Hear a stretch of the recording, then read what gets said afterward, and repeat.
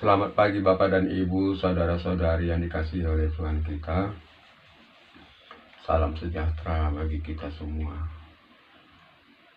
Pada pagi hari ini kita akan merenungkan firman Tuhan yang tertulis pada kitab Yeremia pasal 14 ayat 21. Demikian akan saya bacakan untuk kita semua. Janganlah engkau menampik kami oleh karena namamu, dan janganlah engkau menghinakan tahta kemuliaanmu. Ingatlah perjanjianmu dengan kami, janganlah membatalkannya. Demikian firman Tuhan yang telah saya bacakan buat kita. Adapun nats ini merupakan doa dan pengharapan daripada Yeremia yang disampaikannya kepada Allah ketika umat Israel akan menghadapi bencana dan malapetaka yang sangat mengerikan. Yeremia adalah nabi Allah ketika bangsa Israel telah jatuh ke dalam dosa. Hampir seluruhnya tidak ada lagi yang takut akan Tuhan. Mereka telah berpaling dari Allah. Mereka telah melupakan apa yang diperintahkan oleh Allah kepada mereka. Maka Allah ingin menghukum umat Israel. Dia melihat dan mencari siapakah gerangan di antara umat Israel yang akan diutusnya. Lalu dia melihat Yeremia, seorang yang masih kecil ketika itu. Akan tetapi Yeremia mengasihi Allah dengan sepenuh hatinya. Dia berbicara kepada Yeremia agar Yeremia menyampaikan firman-Nya kepada umat Israel. Akan tetapi Yeremia sangat ketakutan. Ya Tuhan Allah, aku tidak pandai berbicara. Demikian jawaban Yeremia. Janganlah engkau mengatakan demikian, kata Allah. Lalu sejalan dengan itu maka Allah menentukan Yeremia untuk menjadi nabi yang akan menyampaikan firman-Nya kepada umat Israel yang tegar tengkuk itu. Karena perintah Allah maka Yeremia melakukan apa yang ditugaskan oleh Allah kepadanya. Ketika Yeremia mulai menyuarakan firman Tuhan, ketika itu Hizkia adalah raja di Yehuda. Ketika itu raja Yehuda bernama Josia.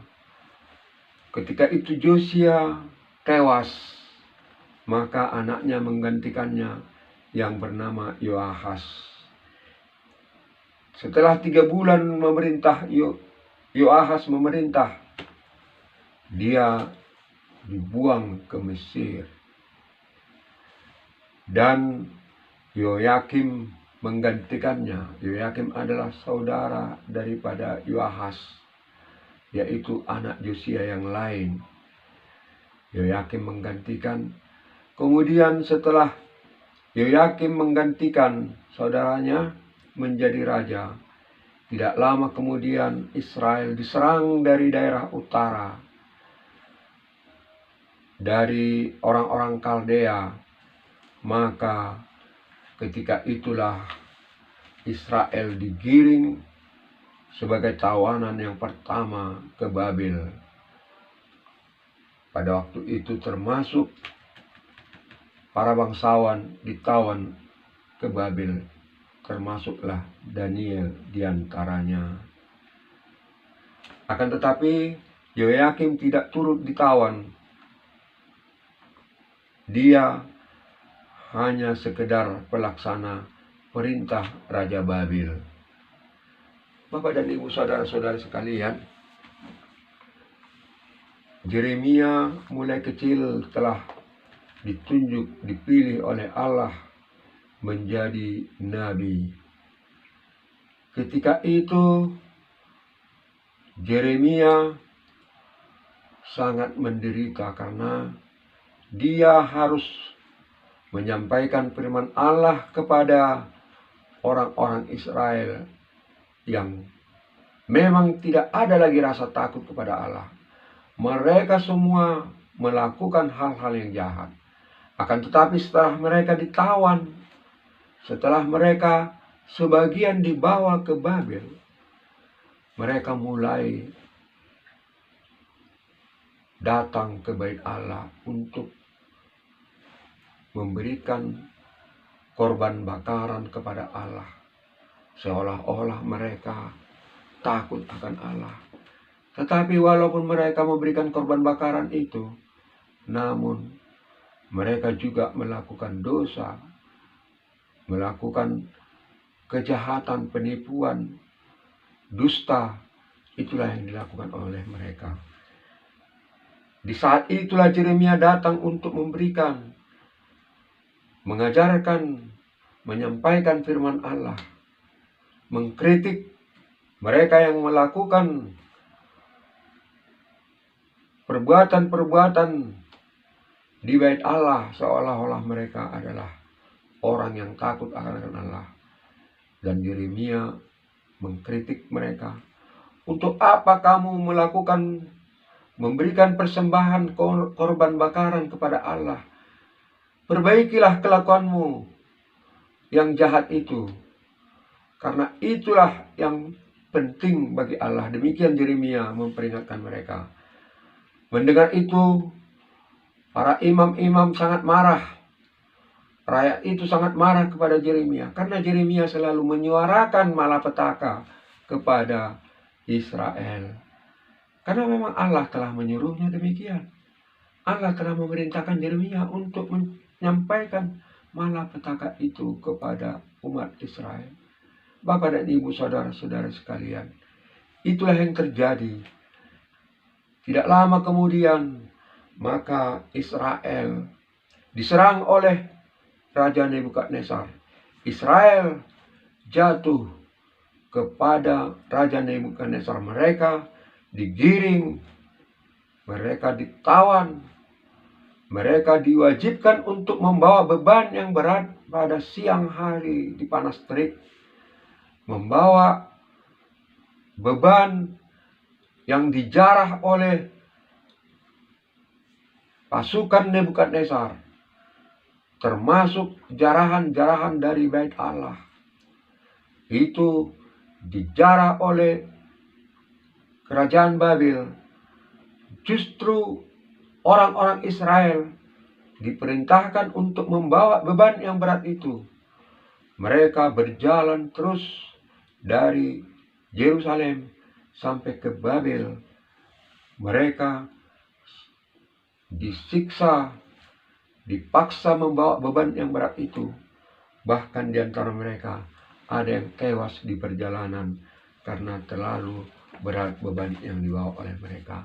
Demikianlah Bapak dan Ibu, saudara-saudara sekalian, nasib orang Israel yang tegar tengkuk itu, nasib orang Israel yang melupakan Allahnya.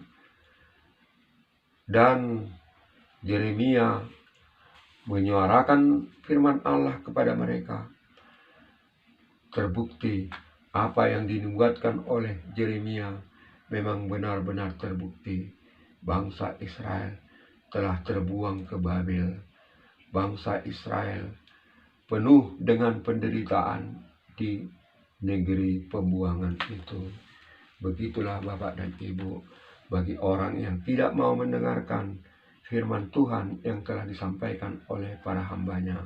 Nats ini tadi adalah merupakan doa daripada Yeremia.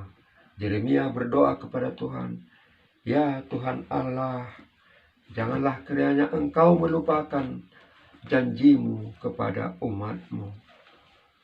Janganlah Engkau menampik kami oleh karena namamu. Ya Tuhan Allah, janganlah Engkau menghinakan tahta kemuliaanmu. Ingatlah perjanjianmu dengan kami. Janganlah membatalkannya. Inilah doa dan pengharapan Yeremia yang sampaikan kepada Allah. Bapak dan Ibu, saudara-saudari sekalian, hendaklah kita tetap mengingat janji Allah kepada umatnya, bahwa Allah tidak akan meninggalkan umatnya. Dengan catatan digarisbawahi, sepanjang kita masih setia kepada Allah. Bapak dan Ibu, saudara-saudara sekalian, marilah kita tetap teguh dalam iman kita, setia kepada Allah melalui Tuhan Yesus Kristus, Tuhan dan Juru Selamat kita. Apabila kita tetap setia kepada Allah, maka Dia tidak akan pernah meninggalkan kita. Dia tidak akan pernah meninggalkan umat pilihannya, karena kita adalah umat pilihan Allah. Kepada siapa, barang siapa yang percaya kepada Yesus Kristus, kepadanya diberi kuasa untuk menjadi anak-anak Allah. Kitalah umat, kitalah anak Allah yang telah percaya kepada Yesus Kristus. Tetaplah setia kepadanya, tetaplah setia memegang janji yang telah kita sampaikan, yang telah kita ikrarkan kepada Allah kita di dalam nama Yesus Kristus. Tuhan Yesus kiranya memberkati kita. Shalom.